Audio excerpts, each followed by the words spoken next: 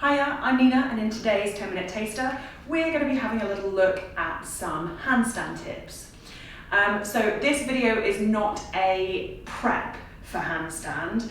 There will be another handstand prep video, but it's not this one. This video is a little bit more about how, like the tips of the positioning, the alignment of the body in order to get into that handstand, especially if you're going free from the wall, which I'm going to be doing today. So, okay. So one of my favorite things to do before a handstand or in an approach to handstand is come into a downward facing dog. Now your downward facing dog preps the arms really beautifully for a handstand, but also stabilizes the shoulders as well. And you can work from your downward dog up into your handstand after that. So this is what it looks like for me. So I come down to the floor, I place the palms down, and you can come down to the floor in any way you like. I place the palms down, I spread the fingers wide, squeezing the fingertips into the floor, and we've got this micro bend in the elbow, but also the stabilization of the shoulders. And I'm going to show you what that looks like from this angle. So for your downward dog, I want you to feel as though the shoulders can be wide and stable at the same time. So there's a wrapping of the shoulders. There's no tension in the neck to begin with, and we're not having the shoulders up here. So they're down the spine, and then open, and then wrapped. And the inside of the elbow face towards the front of the mat. Now that's kind of a tip in any downward dog that I would practice anyway. But when it comes to coming up into a handstand, that works really well. So squeezing the floor, finding your downward dog, opening those shoulders and stabilizing those shoulder blades. The inside of the elbows face towards the front of the mat. And I want you to just practice walking the feet forwards until you come into a really short dog. But you'll see, did you see there that my shoulders want to do this a little? That's okay, because we do want the shoulders above the wrists, but I still want you to think about sending the pelvis towards the sky. So that round spine turns into a straighter spine, and we walk the toes up, tucking the chin under, and then walk the feet back. So V shape, and then walking forwards, hips are high, up on the balls of the feet, and then back. The other thing I tend to do in my handstands, or when prepping for my handstands, walking into my handstands, is give myself breaks as often as I need. So as soon as you become tired, as soon as the body is fatigued, your body's not going to want to do a handstand, and then the handstands become harder. So, give yourself a rest, let the shoulders drop down, pause for a moment, maybe grab a drink of water, maybe have a little walk around if you want to, with the right way up, and then we try again. So this time, we're going to lift one leg at a time in preparation for your handstand. So we're going to place those fingers down, open the shoulders wide, draw the tummy in, find that stabilization.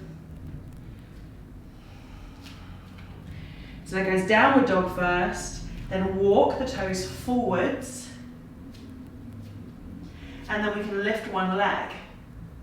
And we can, if you feel like you've got a little bit more room, so you're kind of in a deep forward bend at one point, you can walk forwards that little bit more. And you can practice coming high onto the balls of the feet, seeing what it feels like to put weight through the fingertips, but not go over.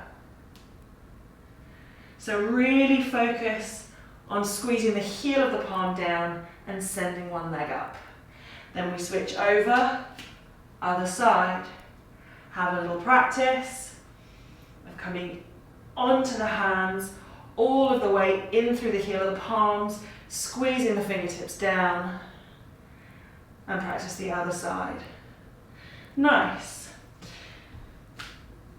Something that was really helpful for me when learning how to balance in my handstand, something another teacher told me, was imagine if you're coming up one leg at a time, that one leg is your accelerator and the other leg is your break.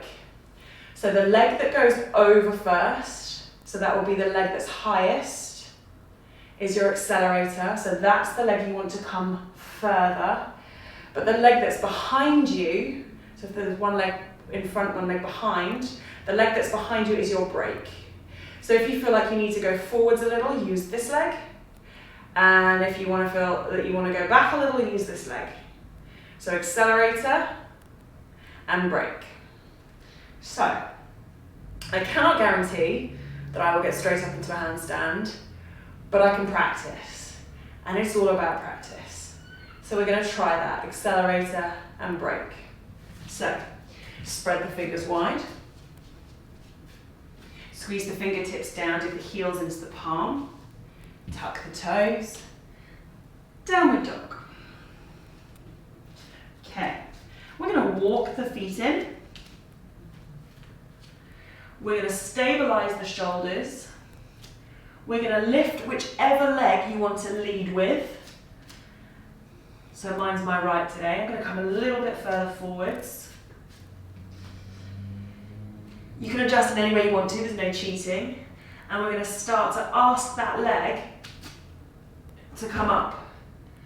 So we're just going to lean into that practice. This is my accelerator, this is my break.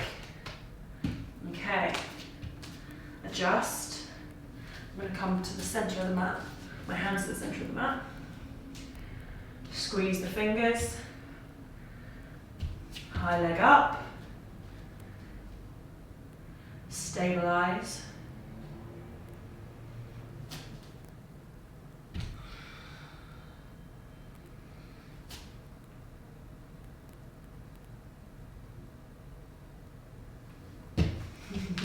And come back down.